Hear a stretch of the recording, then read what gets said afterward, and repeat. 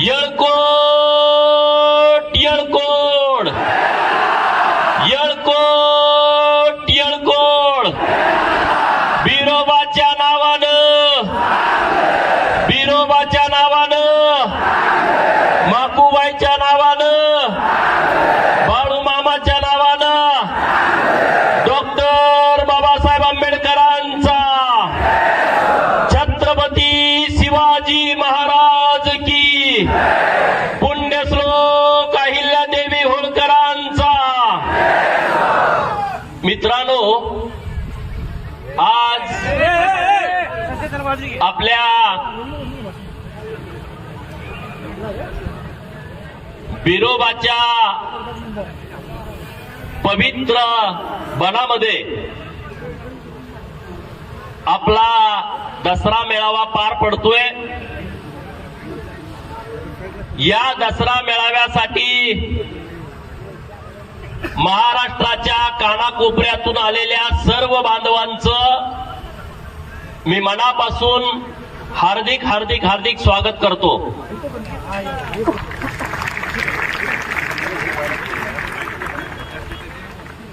दसऱ्याचा सण म्हणजे बिरोबा भक्तांना दिवाळी असते आणि पूर्वीच्या काळामध्ये राजे महाराजे जेव्हा युद्धावरती जायचे तेव्हा पहिल्यांदा ढोल वाजवला जायचा, ज्या ढोलाला रणभैरी म्हटलं जातं आणि ढोलाचा निनाद हा भल्या भल्यांना धडकी भरवतो आणि म्हणून महाराष्ट्रातल्या धनगरांनी हा ढोलाचा आवाज गावागावामध्ये वाड्या वस्त्यावरती दऱ्या खोऱ्यामध्ये केला पाहिजे की जेणेकरून प्रस्थापितांना नेहमी धडकी भरत जाईल।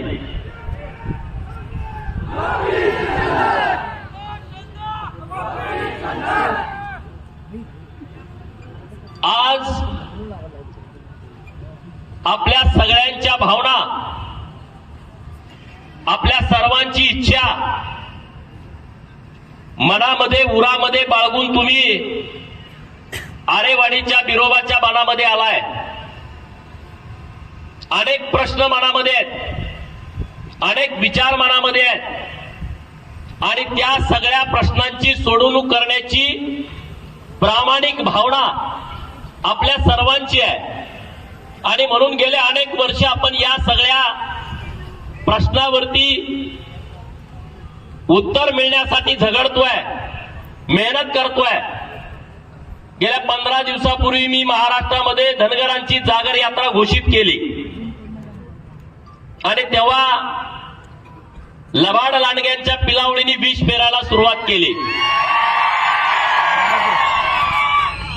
लबाड लांडगा कोण आहे तुम्हाला माहित आहे? आहे की नाही? कुणाला माहित आहे? हात वर करा।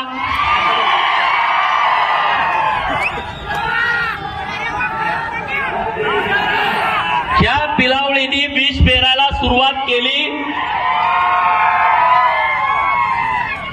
की गोपीचंद पडळकर एका बाजूला धनगराच्या आरक्षणाची लढाई मुंबईच्या उच्च न्यायालयामध्ये सुरू आहे असं बोलतोय, तिथं प्रलंबित आहे असं बोलतोय आणि दुसऱ्या बाजूला धनगरांची जागर यात्रा काढतोय।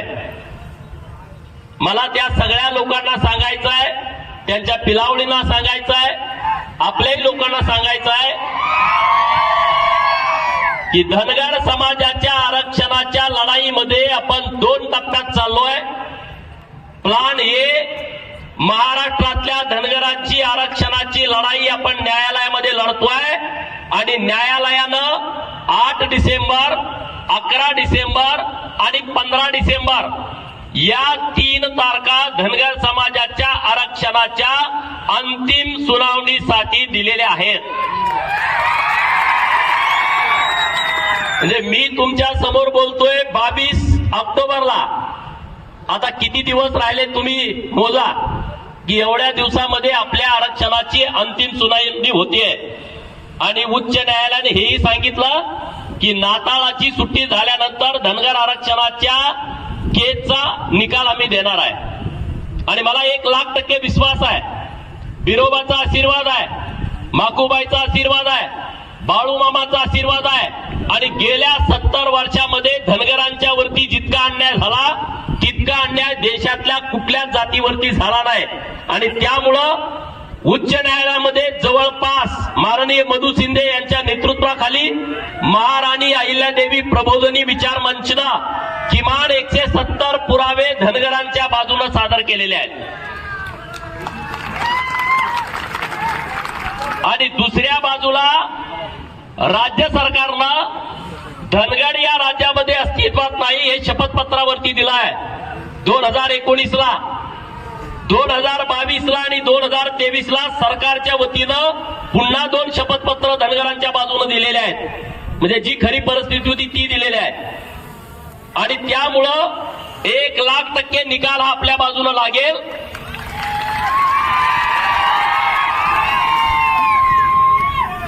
पण तरी सुद्धा मी म्हटलं की आपण एकाच विषयावरती अवलंबून राहायचं नाही. महाराष्ट्रातल्या धनगरांनी रस्त्यावरच्या लढाईला सुद्धा तयार राहिलं पाहिजे. म्हणून महाराष्ट्रभर जागर यात्रेच्या माध्यमातून फिरलो आणि आज लाखोचा समुदाय आपल्या आरेवाडीच्या दसरा मेळाव्याला आला. मी तुमच्या सर्वांचं मनापासून अभिनंदन करतो.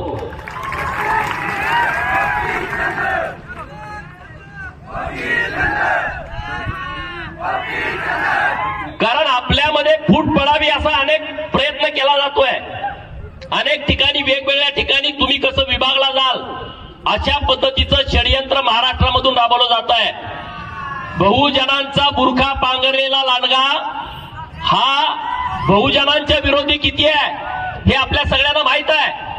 कारण पहिल्यांदा या महाराष्ट्रामध्ये गरीब मराठा समाजाला आरक्षण मिळालं पाहिजे अशी भूमिका शालिनीताई पाटील यांनी तत्कालीन त्या काळामध्ये आमदार असताना घेतली. तेव्हा त्यांना पक्षातून बाहेर काढलं गेलं. मराठा समाजाला पहिल्यांदा विरोध केला हा लबाड लांडग्यानं पहिल्यांदा विरोध केला. मित्रांनो, आता तुम्ही बघितलं मागच्या 2-3 महिन्यापूर्वी त्यांचा पुतण्या पार्टीतनं फुटला की नाही. आता त्याचा पुतण्या पार्टीतनं फुटला, यामध्ये दुसऱ्याचा काय दोष आहे? हे सगळेजण छगन भुजबळांच्या विरोधामध्ये शिव्याशाप द्यायला लागलेत. बघितलं तुम्ही मीडियामध्ये. फुटला याचा पुतण्या आणि लागले कुणाच्या मागं? छगन भुजबळांच्या. का? हा माळी समाजाचा माणूस आहे, गरीब समाजातला माणूस आहे, तर ह्यांच्या पाठीमागं लागायचं. पहिल्यांदा समता परिषदेमध्ये त्यांनी जे मोठं महाराष्ट्रामध्ये चळवळ उभा केली होती बहुजनांना एक करण्याची, आणि या लांडग्याला माहित आहे बहुजन जर एक झाले तर महाराष्ट्रामध्ये काय होऊ शकतं, म्हणून समता परिषदेला दाबायचा प्रयत्न झाला. डॉक्टर बाबासाहेब आंबेडकरांनी स्थापन केलेला रिपब्लिकन पार्टी ऑफ इंडियाचे तुकडे तुकडे तुकडे केले. त्याच्यानंतर संघर्ष होता. माननीय गोपीनाथरावजी मुंडे साहेब या महाराष्ट्राच्या मुख्यमंत्री पदावरती विराजमान झाले असते, परंतु काही आमदारांना फूस लावली आणि माननीय गोपीनाथरावजी मुंडे साहेबांना मुख्यमंत्री पदापासून वंचित ठेवला. बंधारी समाजाचा पहिल्यांदा मुख्यमंत्री महाराष्ट्रामध्ये झाला असता. म्हणजे हे सगळं जे षडयंत्र सुरू आहे या षडयंत्राकडे आपण नीटपणे बघितलं पाहिजे. या महाराष्ट्रातल्या धनगरांची चळवळ पहिल्यांदा स्वर्गीय बी.के. कोकरेंनी 80 आणि 90च्या दशकामध्ये उभा केली. परंतु बी.के. कोकरेंना संपवण्याचं, त्यांची संघटना संपवण्याचं मोठं पाप यांनी केला. माननीय शिवाजीराव शेंडगे बापूंना राजकारणामध्ये काही काळ वापरून घेतलं आणि परत त्यांना बाजूला करून टाकलं, त्यांच्या पूर्ण घराला बाजून करून टाकलं. हे तुम्ही सगळ्यांनी बघितलंय मित्रांनो. आणि म्हणून तुम्हा सगळ्यांना माझं आव्हान आहे की तुम्ही सगळ्यांनी या गुलामगिरीतून बाहेर पडलं पाहिजे. या सगळ्या ज्या रचना आहेत त्या रचनेतून बाहेर पडलं पाहिजे. मी गेल्या महाविकास आघाडी काळातली एक गोष्ट तुम्हाला सांगतो. माननीय मधु शिंदे साहेब न्यायालयाची लढाई आपली लढतायत आणि 2.5 वर्ष महाविकास आघाडीचं सरकार होतं आणि सरकारची मदत ही धनगर आरक्षणाच्या केसमध्ये अपेक्षित होती. आणि म्हणून मधु शिंदे साहेब काही आपल्या लोकांना मध्यस्थ घालून शरद पवारांना जाऊन भेटले की अशी अशी आमची न्यायालयामध्ये 2017ला केस दाखल झालेली आहे आणि या केसमध्ये सरकारची आम्हाला अशा पद्धतीनं मदत पाहिजे. आणि पवारांनी नीटपणे ऐकून घेतलं, केस कशी चालली आहे, काय चाललंय, सगळं त्यांनी व्यवस्थितपणे सांगितलं. आणि परत ते म्हणले हळूच धनगड आणि धनगराच्या बाबतीमध्ये नेमकं काय आहे. तर मधू शिंदे साहेबांनी सगळी परिस्थिती सांगितली की राज्यातल्या सगळ्या आम्ही तहसीलदारांच्याकडून लिहून घेतलंय, सगळं झालं. अहो नाही, मला 1981 ला एक धनगड गडचिरोलीमध्ये भेटला होता. हे पिल्लू असं बोलतोय. म्हणजे मधू शिंदेनं बोललंय, मी काही स्टोरी तयार करून तुम्हाला सांगत नाही. एक धनगड मला 1981 ला गडचिरोलीमध्ये भेटला असं पवारांनी माननीय मधू शिंदेना सांगितलं. मधू शिंदे साहेब म्हणले एका माणसाला कुठं आरक्षण दिलं जातं का? एका माणसाची जात, त्याला काय बायको, त्याला पोरं काय आहे का नाही?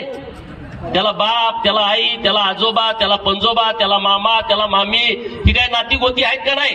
आणि मग नाही, मी ते नुसतं बघितलं होतं. म्हणजे विष कसं पेरायचं ते ह्या सगळ्या माणसाकडून आपण शिकलं पाहिजे. म्हणजे बघितलं पाहिजे कशा पद्धतीनं हे विष पेरतात आणि त्यातून आपण काहीतरी शिकलं पाहिजे. म्हणजे मी त्यांच्याकडून शिकलं पाहिजे हे शब्द बाजूला काढून टाका की आपण त्याच्यातून काहीतरी शिकलं पाहिजे. मित्रांनो, मी उगाच त्यांच्या विरोधात बोलत नाही. इकडे चौंडीला आमचं उपोषण सुरू होतं, तिकडं लेक आणि नातू गेला की धनगरांना आरक्षण मिळालं पाहिजे. आणि तिकडे 1 ऑक्टोबरला आदिवासी हक्क परिषद होती, त्यामध्ये जाऊन तिथं बाजू काय म्हणतायत की आदिवासीमध्ये आम्ही कुणालाही येऊ देणार नाही. माननीय शरद पवार, 1 ऑक्टोबरला तुम्ही बघितलं का? अरे काय धनगर आता एवढा येणार राहिलाय का? राहिलाय का? स्वतःची काही बुद्धी आहे का नाही आपल्याला? आहे की नाही? अरे मोठ्यानं आवाज येऊ द्या. अरे आता परिस्थिती पूर्णपणे बदलली आहे. लोक सगळी जागृत झाली आहेत. लोकांच्याकडे सोशल मीडिया आला, लोकांच्याकडे व्हॉट्सअप, फेसबुक, ट्विटर आलं. मेंढका सुद्धा ट्विटरवरती कमेंट करायला लागला, मेंढका ट्विटरवरती बोलायला लागला. आता अशी परिस्थिती झालेली आहे. आता लोकांना लबाड बोलून चालणार नाही, लोकांना फसवून चालणार नाही. आणि म्हणून तुम्हा सगळ्यांना माझं आव्हान आहे की आपल्याला संघटित यावं लागल, आपल्याला एकत्रित यावं लागल. धनगर आणि धनगरांचा विषय आहे.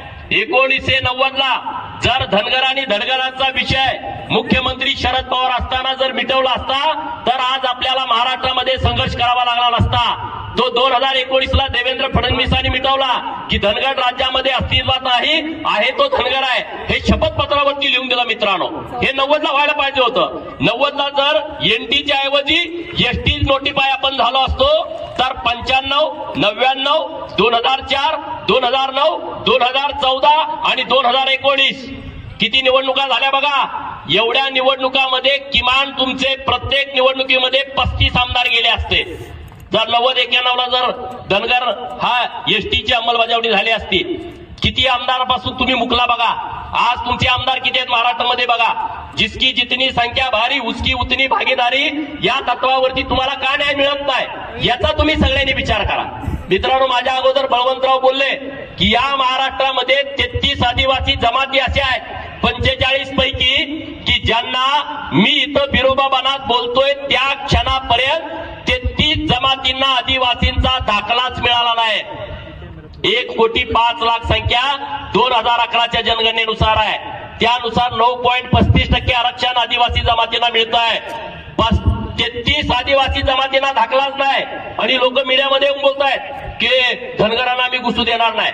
धनगर जर आरक्षण एसटी मध्ये आले तर आम्ही याव करेन, आम्ही त्याव करेन. अरे डॉक्टर बाबासाहेब आंबेडकर साहेबांनी संविधानामध्ये आम्हाला अधिकार दिलेले आहेत, आम्हाला हक्क दिलेले आहेत.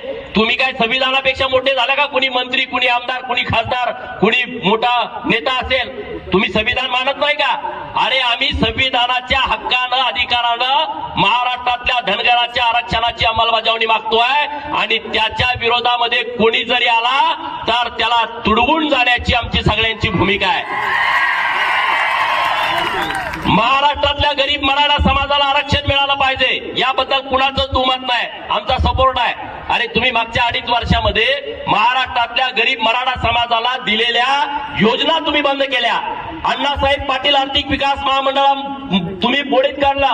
2.5 वर्ष एकाही मराठा समाजाच्या मुलाला तुम्ही कर्ज दिलं नाही, सारथीला पैसे दिले नाहीत, महाज्योतीला पैसे दिले नाहीत. हे सगळे प्रकार तुमच्या काळामध्ये घडले. मित्रांनो, ही सगळी परिस्थिती आपल्याला विचार करणारी परिस्थिती आहे आणि म्हणून आपल्यामध्ये सगळ्यामध्ये जागृती पाहिजे. आपल्या महिलांना सगळ्यांना पुढे केलं पाहिजे. महिलांच्या हातामध्ये आपण नेतृत्व दिलं पाहिजे. आज एवढ्या मोठ्या संख्येनं आपण उपस्थित आहे आणि महिलांची संख्या किती आहे आपल्या या कार्यक्रमामध्ये? अरे आपण लिडरशिप महिलांच्याकडे देणार आहे की नाही देणार? नेतृत्व महिलांच्याकडे देणार आहे की नाही देणार? त्यांना तुम्ही अधिकार देणार आहे की नाही देणार?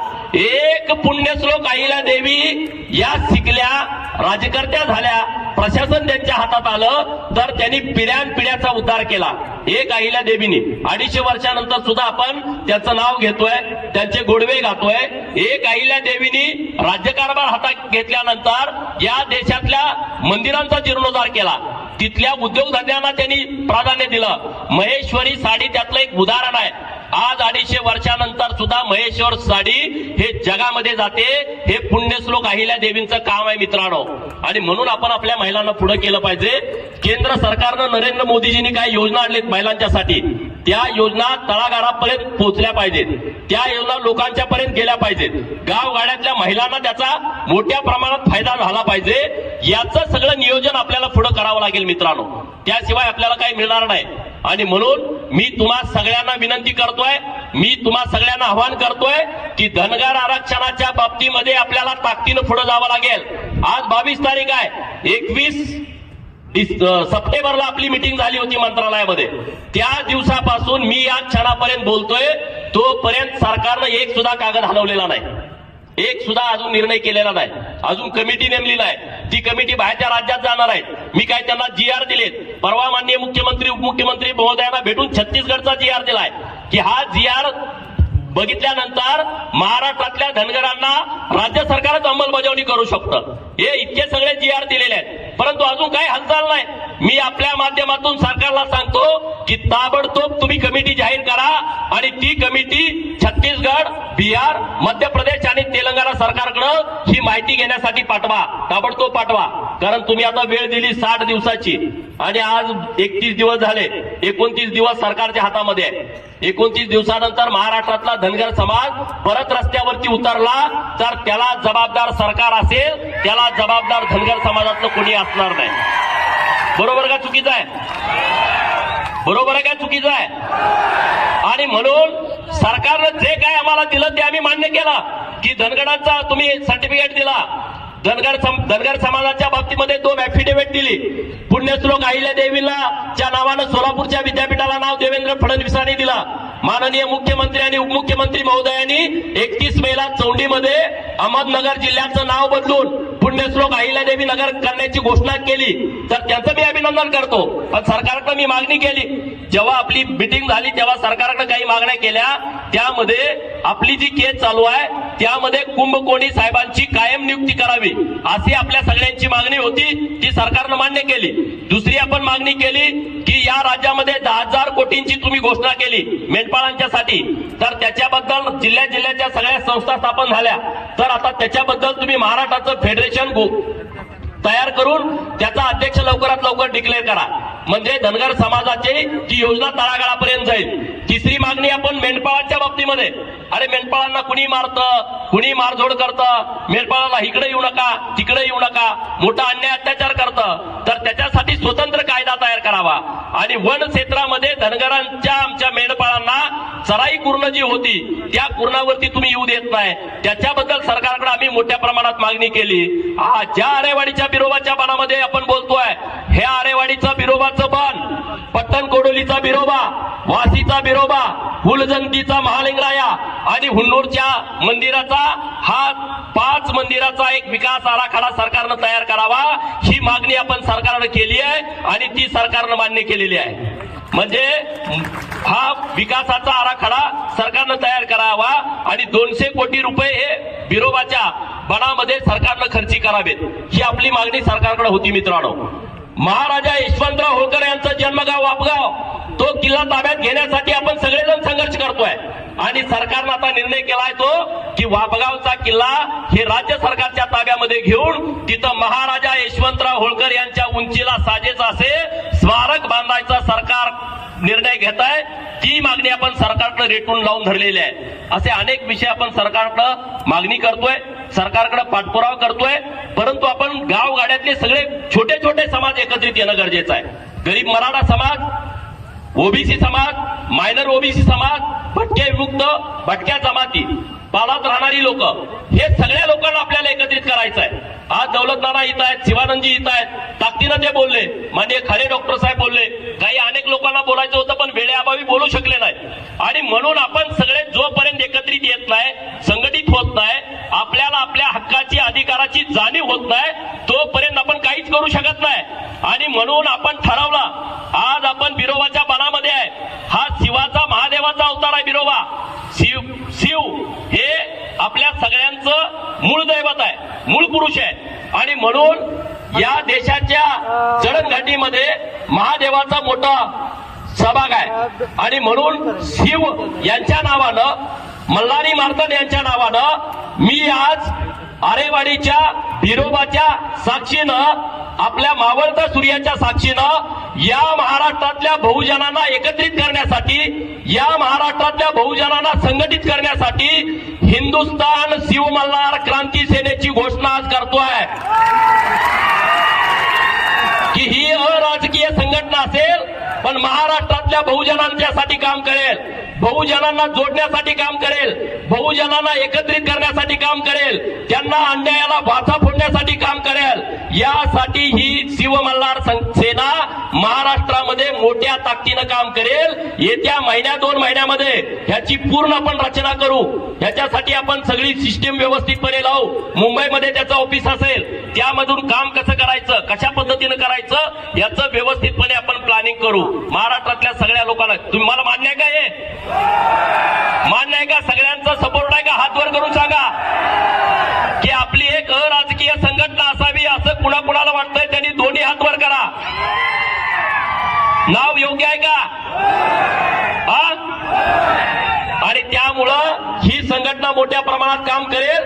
मेंढपाळांच्यासाठी संत बाळूमामा मेंढपाळ संघटना ही मी आज घोषित करतोय. ही संघटना फक्त मेंढपाळांच्यासाठी काम करेल. सोशल मीडिया तर काम आपल्या जोरात चालू आहे. तर हे आपल्याला व्यवस्थितपणे इथून पुढच्या काळामध्ये महाराष्ट्रात आपल्याला या सगळ्या विषयामध्ये जायचं आहे मित्रांनो.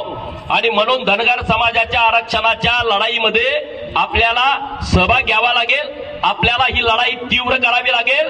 21 सप्टेंबरला आपली पहिली बैठक झाली. आज 22 ऑक्टोबर आणि 21 नोव्हेंबरला 60 दिवस पूर्ण होत आहेत. आणि म्हणून जर 60 दिवसाच्या आतमध्ये सरकारनं ही कमिटी पाठवून आवाज जर नाही आणला तर 21 नोव्हेंबरला आपण महाराष्ट्रातल्या सगळ्या तहसीलदारांच्या समोर एक मोर्चा काढायचा आहे. बरोबर का? 21 नोव्हेंबरला मंगळवार आहे. आपण महाराष्ट्रातल्या सगळ्या तहसीलदारांच्या समोर मोर्चा काढू. आणि अधिवेशन सुरू होत आहे 7 डिसेंबरला. 7 डिसेंबरला गुरुवार आहे. शुक्रवार, शनिवार, रविवार, सोमवारी 11 डिसेंबरला महाराष्ट्रातल्या धनगरांचा एसटी आरक्षणासाठी नागपूरला विधान भवन घेरण्यासाठी लाखोच्या संख्येनं आपल्याला जायचं आहे. धनगर समाज हे महाराष्ट्रातले 2 प्रमुख समाज आहेत, मोठा समाज आहे. आणि त्यामुळे आपली सगळ्यांची जबाबदारी मित्रांनो वाढतेय. आपल्या सगळ्यांची जबाबदारी इतर छोट्या छोट्या लोकांना सुद्धा बरोबर घ्यायचं. कधी जिथं वेळ पडेल तिथं बाळूमामा व्हायचं आणि गरज पडली तर बापू बिरू व्हायची तयारी आपली सगळ्यांची असली पाहिजे. गरज पडेल तिथं आपण अन्याय कुणावरती करत नाही, तो आपला स्वभाव नाही मित्रांनो. हे सगळं नीटपणे आपण विषय समजून घ्या. ना काना ना मात्रा, जीव द्या. ना काना ना मात्रा, धनगर लय खतरा. ना काना न मात्रा. अरे आवाज येऊ द्या. अरे तुमच्यात लढाऊ बाणा आहे का नाही, राहिला का नाही? आणि त्यामुळं इथून पुढे आपण सगळेजण आज इतक्या मोठ्या संख्येनं तुम्ही दसरा मेळाव्याला आला. इतक्या महाराष्ट्रातल्या सगळ्या लोकांचा उत्साह वाढवण्याचं काम केलं. बहुजन समाजातली लोक आली, ओबीसी समाज, मायनर ओबीसी समाज, भटक्या विमुक्त समाजातली लोक आली आणि सगळ्यांनी एक ताकद लावली आहे, एकजूट केलेली आहे सगळ्यांनी. आणि आम्ही इथून पुढच्या काळामध्ये ताकदीनं फिरतोय. आता दौलत नाना इथं रामोशी समाजासाठी गेल्या अनेक वर्षांपासून काम करतायत. शिवानंदजी हैबतपुरे साहेब आहेत, महाराष्ट्रातल्या लिंगायत समाजासाठी काम करतायत. अरे रामोशी समाजाला पहिल्यांदा महामंडळ इथं या महाराष्ट्र सरकारनं दिला. किती रामोशी समाज आहे या महाराष्ट्रामध्ये? किती आमदार आहेत? एकही आमदार नाही. या सरकारनं पहिल्यांदा विचार केला की गावातल्या रामोशी समाजाला महामंडळ दिलं पाहिजे. या सरकारनं पहिल्यांदा विचार केला की गावातल्या गुरव समाजाला महामंडळ दिलं पाहिजे. या सरकारनं पहिल्यांदा विचार केला की लिंगायत समाजाला महामंडळ दिलं पाहिजे. हे इतक्या वडार समाजाला महामंडळ देण्याचं काम सरकारनं केलं. माननीय देवेंद्रजींनी या सगळ्या विषयाचं नेतृत्व केलं. हे पहिल्यांदा घडतंय मित्रांनो. आज या सगळ्या गोष्टीचा व्यवस्थितपणे विचार करण्याची आपल्या सगळ्यांना गरज आहे. एवढंच या निमित्तानं बोलतो. तुम्ही इतक्या मोठ्या संख्येनं या कार्यक्रमाला उपस्थित राहिला त्याबद्दल तुमचा आभार व्यक्त करतो आणि थांबतो. जय मल्हार. धन्यवाद.